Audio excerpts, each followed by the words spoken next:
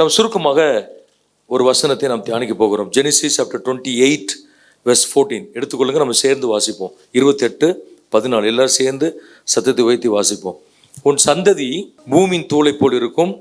நீ மேற்கையும் கிழக்கையும் வடக்கையும் தெற்கையும் உனக்குள்ளும் உன் சந்ததிக்குள்ளும் பூமியின் வம்சங்கள் எல்லாம் ஆசீர்வதிக்கும். எக்ஸ்பான்ஷன், விரிவாக்கம் என்கிற ஒரு ஆசீர்வாதத்தை கர்த்தர் நமக்கு தருவாராக. Expansion is the promise of God. விரிவாக்கம் என்பது தேவன் நமக்கு கொடுத்திருக்கிற மிகப்பெரிய ஆசீர்வாதங்கள் உண்டு.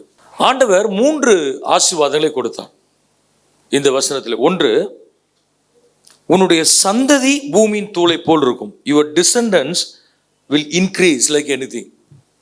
ஜெனரேஷனல் பிளெஸிங், அடுத்த சந்ததிக்கான ஒரு ஆசீர்வாதம் ஒன்று. ரெண்டாவது, your territory will be expanded. உன் எல்லைகள் விரிவாகும். எல்லைகள் விரிவாகும் என்கிற ஒரு ஆசீர்வாதம். மூன்றாவது, every one on this earth will be blessed in and through you.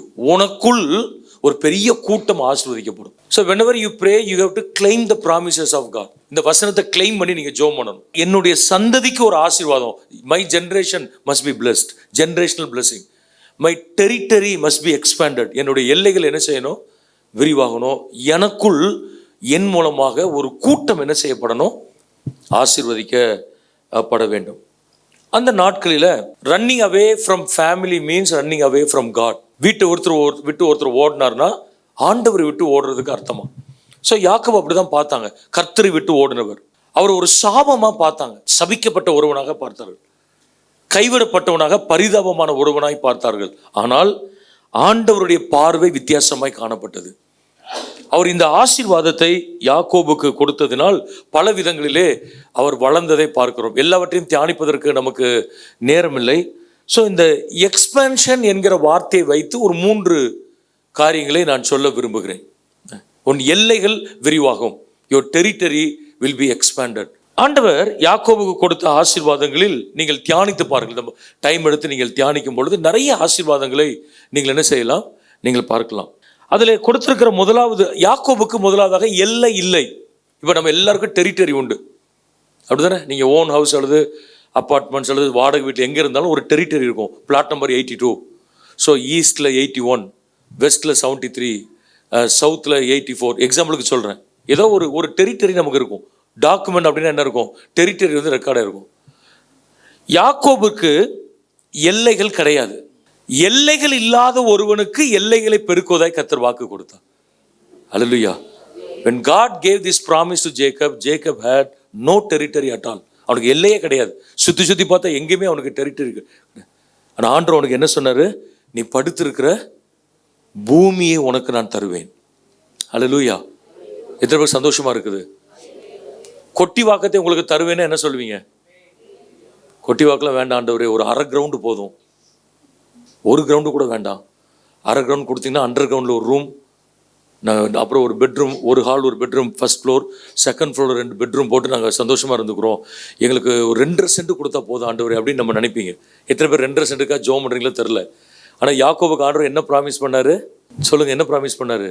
நீ படுத்திருக்கிற 13 வருஷத்து லாஸ்ட் பார்ட், நீ படுத்திருக்கிற பூமியை உனக்கு நான் தருவேன். நீ கிழக்கு, மேற்கு, வடக்கு, தெற்கு எல்லா பகுதிகளிலும் நீ என்ன செய்வாய்? நீ வளர்ந்து பெருகுவாய் என்று யாக்கோபுக்கு சொன்னான். யாக்கோபனுடைய சிந்தை வந்து வித்தியாசமாகத்தான் இருந்தது. உண்ண உணவும் உடுக்க உடையும் தந்து என்னை திரும்பி வர பண்ணான். ஏன்னா அவருக்கு வந்து he was struggling for the basic needs. நாளைக்கு போனால் சாப்பாடு கிடைக்குமா, குளிச்சா மாத்தினா ட்ரெஸ் இருக்குமா, இதுதான் அவருடைய மைண்ட் தாட் ப்ராசஸாக இருந்தது. ஏன்னா பின்னாடி வசனத்தில் அப்படி தான் வாசிக்கிறோம். உண்ண உணவும் உடுக்க வஸ்திரமும் எனக்கு தந்து என்னை காப்பாற்றி என்னோடு கூட இருந்தால் நான் அப்படின்னு சொல்லி ஒரு கண்டிஷன் வைக்கிறார். ஆனால் ஆண்டவர் உங்களுக்கு என்ன சொன்னார்? யாக்கோபு, உனக்கு நாளைக்கு பிரேக்ஃபாஸ்ட் தருவேன்னு சொன்னாரா? நீ சாப்பாடை பற்றி கவலைப்படாத, உங்கள் மாமா வீட்டில் நல்லா உனக்கு சாப்பாடு இருக்குன்னு சொன்னாரா? எங்கேயுமே சொல்லலை. நீ உடுக்க வஸ்திர ட்ரெஸ்ஸை பற்றி கவலைப்படல. ஏன்னா தூக்கிட்டு போகல ஒன்றுமே. நம்மளாம் ட்ராவல் பண்ணும்போது ஒரு பெரிய ட்ராலி வச்சுருப்போம் அல்லது பேக் வச்சுருப்போம், அப்படி தானே? எல்லாத்தையும் எடுத்து வச்சு பிளான் பண்ணி சில பேர் லிஸ்ட்டு போட்டுலாம் எடுத்து வைப்பாங்க. என்ன, என்னோடய டாக்டர் இருக்கிறா, அவள் அப்படி தான் பயங்கர பர்ஃபெக்டாக இருப்பாள். ப்ரஷ்ல இருந்து எல்லாம் லிஸ்ட்டு போட்டு டிக் பண்ணி அப்புறம் போகும்போது திரும்ப லிஸ்ட்டு போட்டு எல்லாம் வந்துட்டான்னு பார்த்து இப்படிலாம் சில, அது என்ன சொல்லுவீங்க டெக்னிக்கலா? ஓசிடியா, சைக்கலாஜிக்கலாக எதோ சொல்லுவீங்க. அம்மா ஆனால் யாக்கோபுக்கு அப்படிலாம் லிஸ்ட்டு போட்டுலாம் inners, lungi, tooth brush, shaving kit, shaving foam, towel அப்படி எதாவது எடுத்துகிட்டு போனாரா? நான் அடிக்கடி ட்ராவல் பண்ணுறாலும் எதையாவது ஒன்று விட்டு போவேன். அதுக்கப்புறம் தான் எக்ஸ்பீரியன்ஸில் இப்போ அதுக்குன்னு தனியாக ஒன்று வச்சுருக்கிறேன். அதை மட்டும் தூக்கிட்டு போனால் போதும். ஒரு கிட் வச்சுருக்கிறேன். எதையாவது டவலை விட்டு போவேன். ஒரு தடவை ரொம்ப ரொம்ப யோசித்து எல்லாம் எடுத்து வச்சுட்டேன்னு போனேன். என் மெசேஜ் டெரிய விட்டு போயிட்டேன். எதையாவது ஒன்று விட்டுட்டு போகிறது நம்ம வழக்கம். யாக்கோபு பிளான் பண்ணி ஒன்றுனா தூக்குனாரா?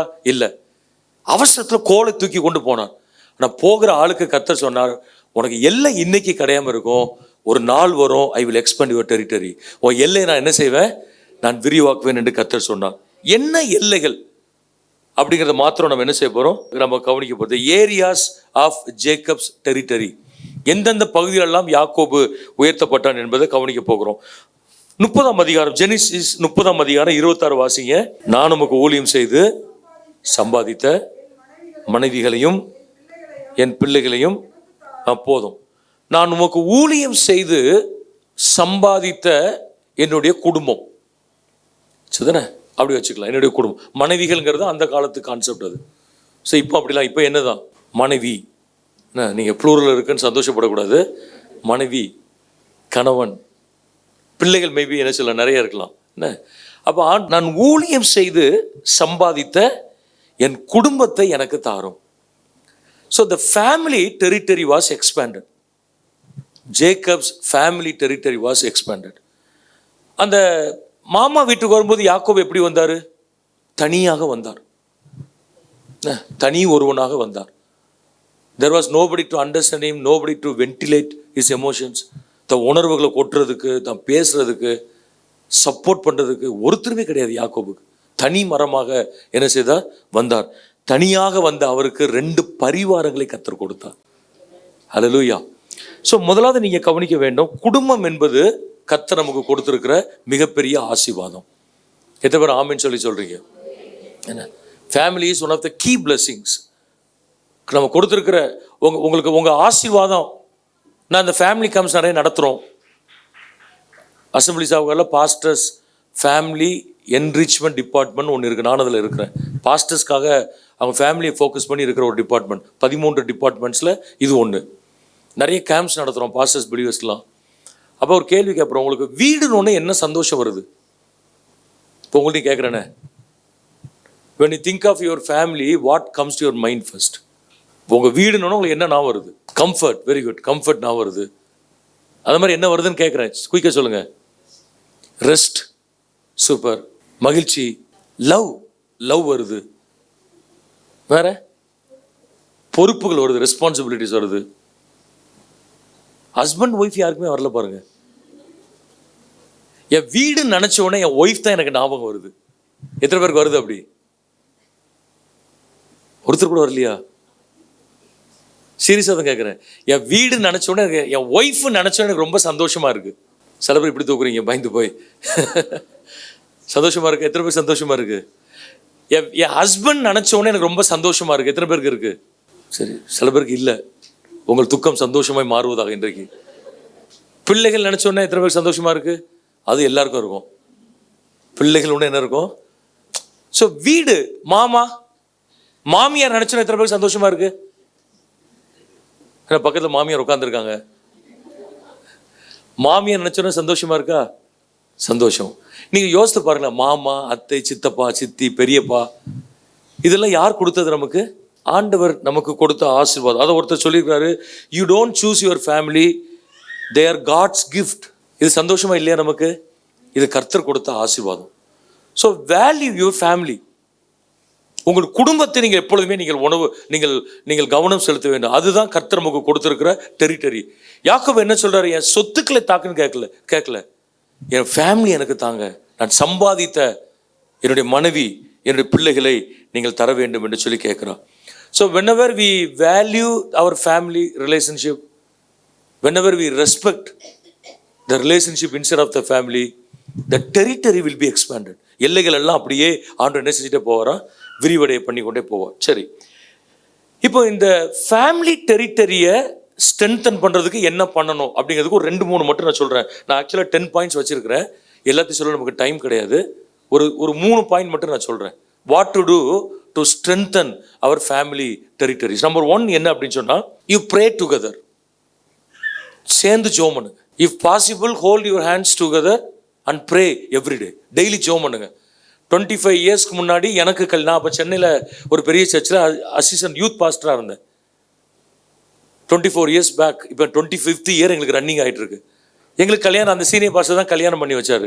அவர் அப்போ எக்ஸிக்யூட்டிவ் கமிட்டியில் இருந்தார். அவர் சொன்னார், தம்பி நீனும் உன் மனைவியும் டெய்லி காலையில் ஜோம் பண்ணிட்டு தான் ஒரு நாளை ஸ்டார்ட் பண்ணணும், ஜோம் பண்ணிட்டு தான் ஒரு நாளை முடிக்கணும், ஜோம் பண்ணாமல் தூங்க போகாதுன்னு சொன்னார்.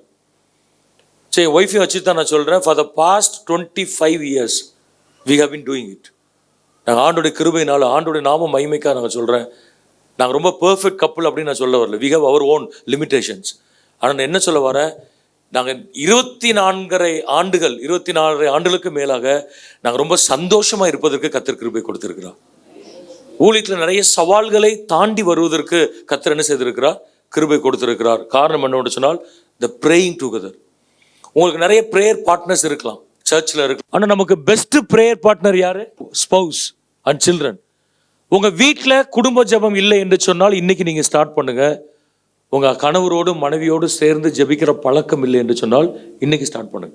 ஜஸ்ட் ஒரு ஃபியூ மினிட்ஸ் வீக்லி ஒன்ஸ் உட்காந்து டைம் எடுத்து கொஞ்ச நேரம் ஜெபம் பண்ணுங்க. நீங்கள் 2 பேர் மட்டும், பிள்ளைகளை உட்கார வச்சு. இல்லை ஹஸ்பண்ட்ஸ் இல்லை, ஹஸ்பண்ட்ஸ் ரட்சிக்கப்படலை அப்படின்னா பரவாயில்ல, பிள்ளைகளை உட்கார வச்சு ஜெபம் பண்ணுங்க. நீங்கள் ஜெபிக்க ஜெபிக்க ஜெபிக்க சந்ததி ஆசீர்வாதமாக இருக்கும். உங்கள் டெரிட்டரியை கர்த்தர் என்ன செஞ்சுட்டே போவார், ஆண்டவர் விரிவாக்கி கொண்டே போவார். 1. 2வது சொல்ல வருகிறது என்ன அப்படின்னு சொன்னால், you always practice biblical concepts. Bible என்னெல்லாம் சொல்லுதோ அதெல்லாம் நீங்கள் செய்யணும்.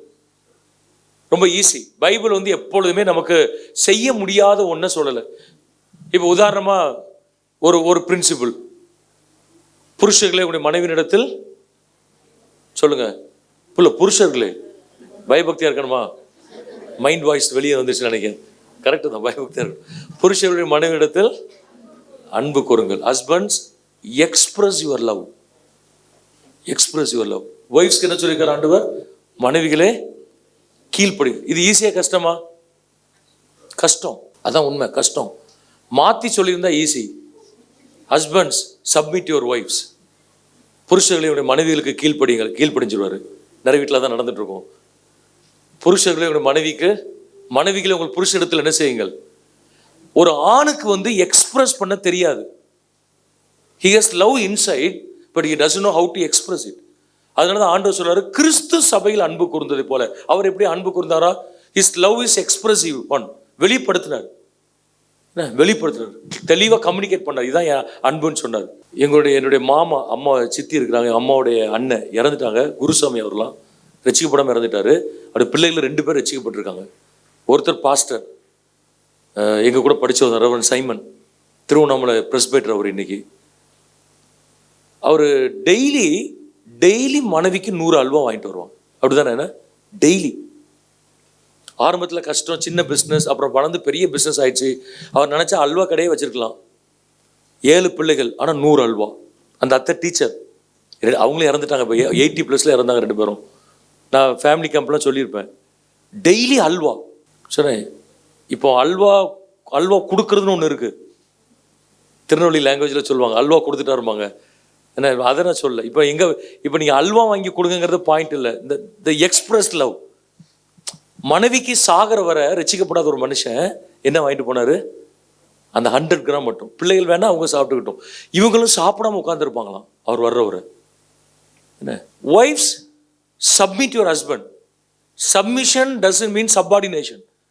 பெண்களை கொண்டு போய் செகண்ட் கிளாஸ் சிட்டிசனாக வைக்கல ஆண்டவர். ஆணும் பெண்ணும் சமம் சொன்னது பல ஆயிரக்கணக்கான ஆண்டுகள் கொண்டு போய் கர்த்தர் சொல்லி வைத்து விட்டார். என்ன? You don't need to fight for your rights. பெண் இயக்கங்கள், ஃபெமினிஸ்ட் குரூப்லாம் நீங்கள் நிறைய இருக்குது. அப்படி நீங்கள் ஃபைட் பண்ண வேண்டிய அவசியமே கிடையாது. The equality is already given. Jewish கான்செப்டில் தான் women were treated as the second class citizen, not the Bible. Christianity அப்படி கிடையாது. ஆண்டவர் நம்மளை என்ன செய்யலை, சமமாக தான் சொல்லியிருக்காரு. ஆனால் என்ன சொல்லியிருக்காரு? You accept the leadership role which is given to your husband. உன் கணவருக்கு கொடுத்திருக்கிற தலைமைத்துவ அந்த பகுதியை, அந்த ரோலை நீ என்ன செய், ஏற்றுக்கொள் அப்படின்னு சொல்லியிருக்காரு. இப்போ நான் சொன்னது ஒரு சின்ன எக்ஸாம்பிள். என்ன ஒரு சின்ன எக்ஸாம்பிள், ஒரு principle. So you read Bible from family perspective. நிறைய பிரின்சிபிள்ஸ் இருக்கு பைபிளில். அதெல்லாம் குடும்ப கண்ணோட்டத்தில் பாருங்க, அதை கண்டுபிடிங்க. என்ன கண்டுபிடித்து அதை வாழ்க்கையில் செய்யுங்க.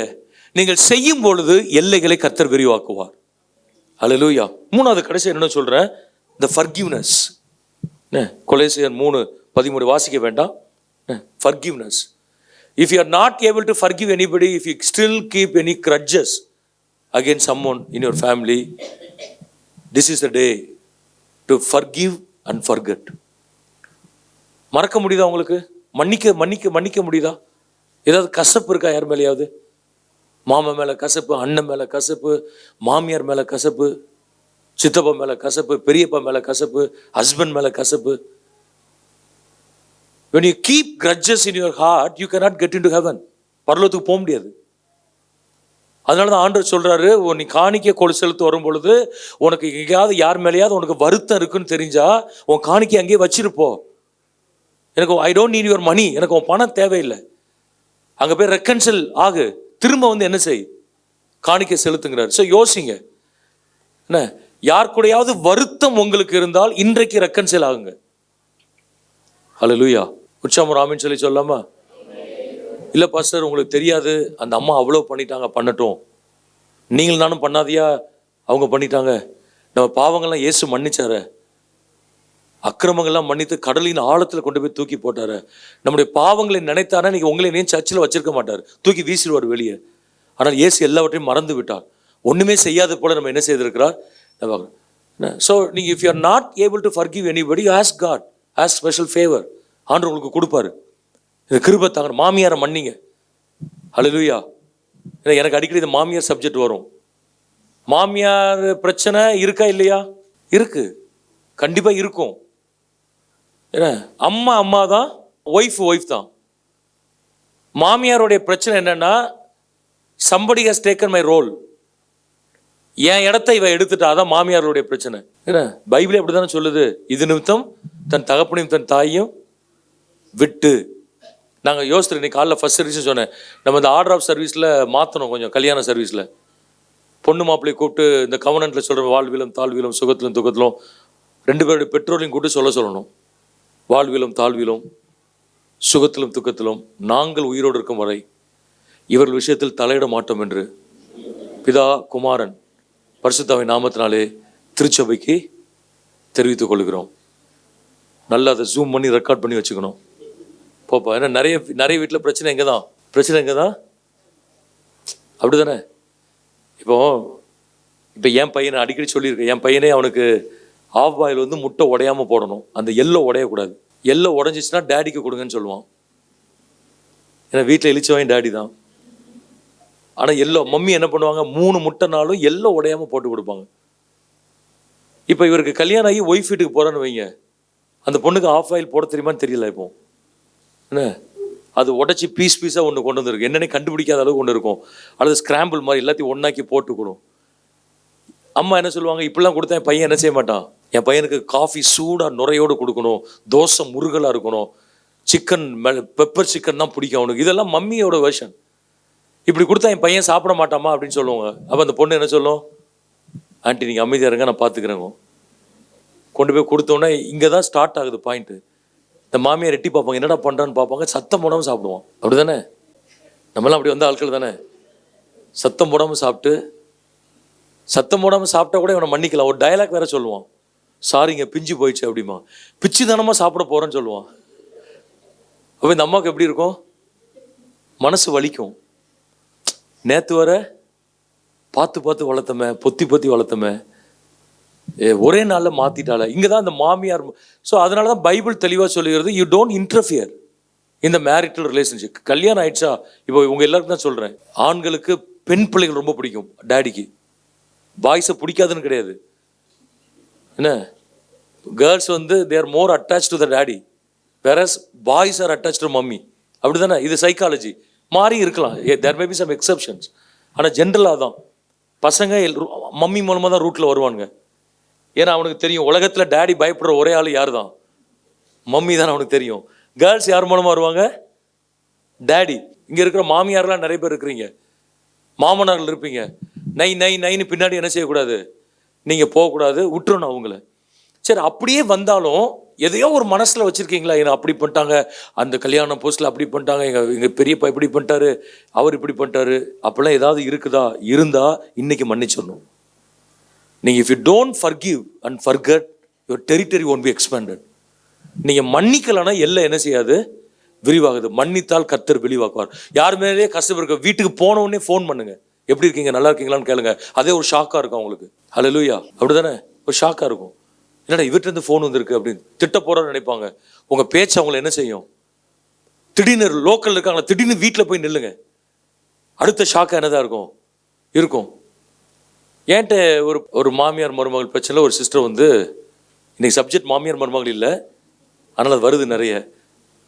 எங்கள் மாமியார் இப்போ காஃபி பிரச்சனை, பெரிய பிரச்சனை.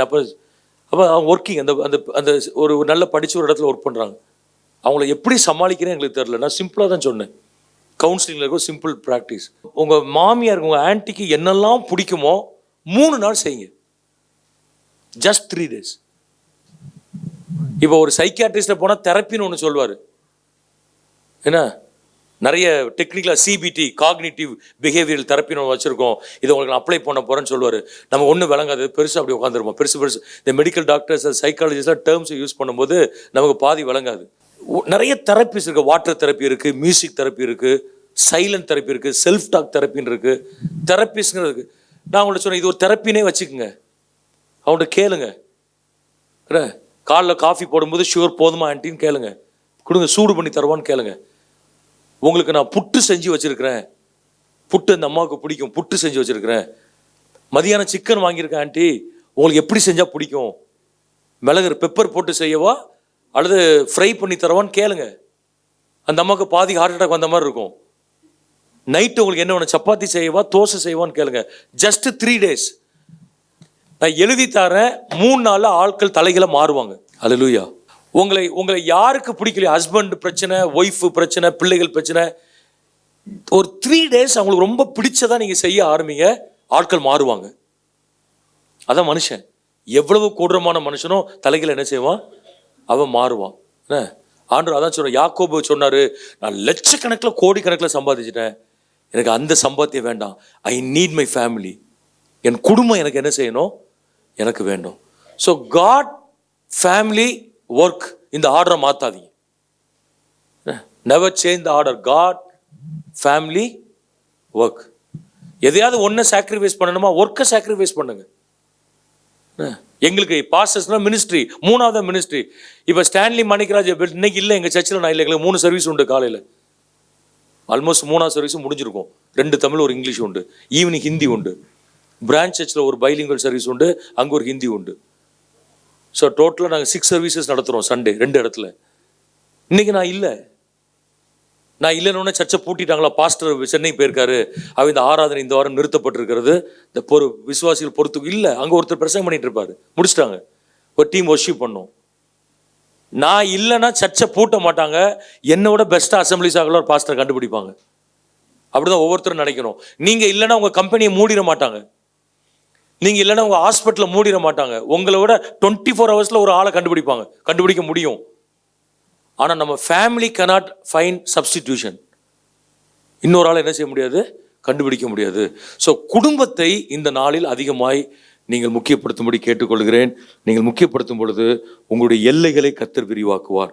2வது 30ஆம் அதிகாரம் 43 வாசிங்க. ஜெனிசிஸ் 30:43 வேகம் வாசிங்க. அந்த புருஷன் மிகவும் விருத்தி அடைந்து, the man got richer and richer. விருத்தி அடைந்து, எதுல விருத்தி அடைந்தாரா? ஃபினான்ஷியல் டெரிட்டரி, பொருளாதார விருத்தி. இயேசுவை என்றைக்கு நம்பி வந்திருக்கிறோமோ அன்றைக்கு நம்முடைய பொருளாதாரங்களை கர்த்தர் விரிவுபடுத்துகிறார். இப்போ நம்ம எல்லா வசதியும் வாசிக்க டைம் இல்லை. சாப்டர் 31 அழகாக சொல்லப்பட்டிருக்குது. தேவன் உங்கள் தகப்பனுடைய ஆடுகளை எடுத்து எனக்கு தந்தார். யார் கொடுத்தாப்போ? கொடுத்தது யாரு? ஆண்டவர். லாபான் கிடையாது, என்னுடைய திறமை கிடையாது, ஆண்டவர் அவனிடத்திலிருந்து எடுத்து எனக்கு கொடுத்தார். யாக்கோபு ரொம்ப தெளிவாக சொல்றாரு, God is my source for my blessings. என்னுடைய ஆசீர்வாதத்திற்கு அடிப்படை யார் தான்? என் ஆண்டவர் தான். எத்தனை பேர் ஆமீன் சொல்லி சொல்றீங்க? நம்ம படிப்பு கிடையாது, நம்முடைய வேலை கிடையாது, நம்முடைய இன்ஃப்ளூயன்சஸ் கிடையாது, பாரம்பரியமாய் பெற்றோர்கள் வைத்துவிட்டு போன சொத்து கிடையாது. என்ன நல்லா விளங்கி கொள்ள வேண்டும், நம்முடைய ஆசீர்வாதத்திற்கான ஊற்று அவர் ஒருத்தர் தான். God is the source of my blessings. அது தாவீதே அதான் சொல்றார். My help will come from above. எனக்கு உதவி எங்கிருந்து வருமா? அவர் ராஜா, கஜனா அவர் கையில் தான் இருந்தது. அவர் நினைச்சா நோட்டை அடிக்கலாம், அவரு அப்படிதானே. பிங்கை ரெட் ஆக்கலாம், ரெட்டை ஒயிட் ஆக்கலாம், மல்டி கலரில் நோட்ஸ் அடிக்கலாம், பேங்க்ல வச்சுருக்க கோல்டு இருந்து எடுக்கலாம், கடன் வாங்கலாம், ஆர்பிஐல வாங்கலாம். அவர் நினைச்ச பாலிசியமா என்னன்னாலும் பண்ணலாம், அவர் டெரிட்டரியில் என்னன்னாலும் அவர் பண்ணலாம். ஆனால் அவர் என்ன சொல்றாரு, என்னுடைய ஆசீர்வாதம் என்னுடைய கஜனாவிலிருந்து வரவில்லை, என் ஆசீர்வாதம் என் ஆண்டவரிடம் இருந்து வருகிறது. ஒரு சில பிரின்சிபிள்ஸ் நான் பாருங்க. ஆண்டவர் பேசின 38 ஓமைகளில் 16 ஓமைகள் பணம் சம்பந்தப்பட்டதாம். 16 out of 38 parables, Jesus' parables deal with money and possessions. கிட்டத்தட்ட almost 50%. 25% of Jesus' words in New Testament deal with biblical stewardship. 25% ஆண்டவராக இயேசு கிறிஸ்துவின் வார்த்தைகள் உக்கிரானத்துவத்தை குறித்து, ஸ்டூவர்ட்ஷிப், உக்கிரானத்துவத்தை குறித்து சொல்லுதான். கிட்டத்தட்ட 2000 ஸ்கிரிப்சர்ஸ் இருக்கான் பைபிளில். 2000, 1 lakh plus scripturesல 2000 scriptures deal with money and possessions. அப்போ ஆண்டவர் பணத்தை முக்கியப்படுத்துறாரு, இல்லைன்னு சொல்லல. பண ஆசை தவறுன்னு சொல்லியிருக்காரு, பணத்தை முக்கியப்படுத்து. பாருங்க, சில பிரின்சிபிள்ஸ் நான் சொல்லிடுறேன். How to increase our financial territory. நீங்கள் ஒரு பொருளாதாரத்தில் கஷ்டப்படுறீங்க அப்படின்னா இன்னும் கொஞ்சம் வேலை பார்க்கணும், இன்னும் வேற கம்பெனிக்கு போகணும். இல்லை, அது வரல பிரின்சிபிள். நம்முடைய ஆட்டிடியூட் மாறலைன்னா எங்கே போனாலும் கஷ்டப்படுவோம். நம்முடைய பிரின்சிபிள்ஸ் படிக்கலைன்னா எங்கே போனாலும் கஷ்டப்படுவோம். பாருங்க, நம்பர் 1 பிரின்சிபிள், எல்லாத்துக்கும் பிப்ளிக்கல் ரெஃபரன்சஸ் இருக்கு, பட் டைம் நான் இல்லை, அதனால வேகமாக நான் போகிறேன். நம்பர் 1 என்னன்னா, trust God as the source of all your need. God is the source of our blessings. அதான் நீங்கள் நினைக்கணும். நான் இந்த company, my institution, my family, my parents, my hospital, my business, அது கிடையாது. God is my source. ஆண்டவர் தான் யாரு? என்னுடைய ஆசீர்வாதத்துக்கு காரணம். எத்தனை பேர் ஒத்துக்கொள்றீங்க? 1. 2வது நீங்கள் நினைக்கணும், this it's not my money, it's God's money. இது ஏன் பணம் கிடையாது, யாருடைய பணம்? அவர் பணம். 2 வயசு பிள்ளை பேபிக்கு ஒரு பிஸ்கட் பாக்கெட்டோ லேஸோ வாங்கி கொடுத்து பிரிக்க சொல்லுங்க, பிரிக்க தெரியாது. நீங்கள் தான் என்ன, லேஸில் 50% உள்ளே இருக்கும், மீதி 50% ஏர் தான் இருக்கும். அதை டெக்னிக்கலாக தான் பிரிக்கணும். நமக்கே சொல்லிக்கு பிரிக்க தெரியாது. பிச்சு கொடுக்குறோம், கொடுத்துட்டு டேடிக்கு ஒன்று கொடுக்காது. மெஜாரிட்டி பிள்ளைகள் கொடுக்காது. என்ன சொல்லும்? எடுத்து கையில் வச்சுக்கும், இட்ஸ் மைன், இது என்னுடையது, நீங்கள் வேணா அதான் இன்னொன்று வாங்கிக்க நமக்கு அட்வைஸ் பண்ணும். ஆண்டவர் நம்ம நிறைய பேர் அப்படி தான் அட்வைஸ் பண்ணுறோம். ஆண்டவரே 1ஆம் தேதி கிரெடிட் ஆனோம், டிங்னு சவுண்டு வரும், கிரெடிட்னு வரும் உங்களுக்கு அக்கௌண்ட்டில். Oh God, it's mine. If you want money, you have someone else. உங்கள் பணம் வேணுமா, யார்கிட்ட வாங்கிக்கோ. இது யார் பணம்? எனக்கே பட்ஜெட்டில் துண்டு விழுது ஆண்டவரே அப்படி சொல்லுவோம். நல்ல கவனிங்க, it's not my money, it's God's மணி.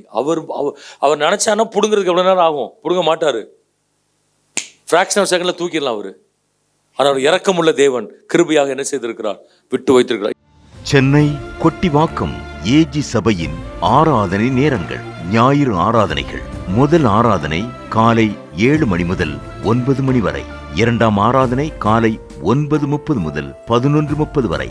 மாலை ஆராதனை மாலை 6 மணி முதல் 7:15 மணி வரை. செவ்வாய்க்கிழமை தோறும் சங்கிலி ஜெபம் காலை 6 மணி முதல் மாலை 6 மணி வரை.